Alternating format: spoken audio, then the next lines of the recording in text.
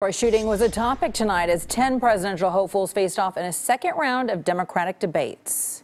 And when that little six-year-old boy died, Stephen Romero, when his dad said he's only 6 years old, all I can say is he's 6 years old. We have to remember that.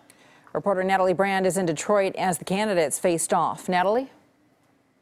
Senators Warren and Sanders had the most speaking time during tonight's 2-hour debate. Lesser-known candidates, including Montana Governor Steve Bullock and former Maryland Representative John Delaney, tried to break through and introduce themselves to voters. Overall, a key theme that emerged from tonight's debate stage, the most progressive candidates clashing with the more moderate ones. Senators Bernie Sanders and Elizabeth Warren are running close in the polls, and they're good friends. And on the debate stage in Detroit, they join forces. We should stop using Republican talking points in order to talk with each other about how to best provide that health care. Jake, your question is a Republican talking point. The candidates sparred over differences in a health care overhaul. What I am talking about, and others up here are talking about, is no deductibles and no co-payments. I think we're being offered a false choice. It took us decades and false starts to get the Affordable Care Act.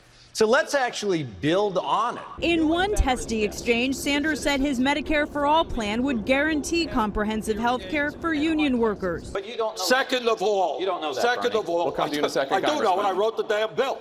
More moderate Democrats warned their liberal counterparts about the dangers of taking the party too far left. I think Democrats win when we run on real solutions, not impossible promises. You know, I don't understand why anybody goes to all the trouble of running for president of the United States just to talk about what we really can't do and shouldn't fight for. Lower-tier candidates looked for a chance to stand out and survive. This could be their last time on the debate stage if they don't meet higher fundraising and polling thresholds ahead of the next debate. The candidates also discussed the urgency of climate change. We will deal with climate if and only if we win the presidency, if and only if we beat Donald Trump. Recent CBS News Battleground Tracker polls show the majority of Democratic voters are more concerned with defeating President Trump than with minor policy differences. 10 more candidates take the stage tomorrow night, including former Vice President Joe Biden and Senator Kamala Harris, who had a couple of breakout moments during that first debate in Miami, including the one in which she took aim at Biden. The former vice president has hinted he's not going to be as polite this time around. In Detroit, I'm Natalie Brand on the Night Beat.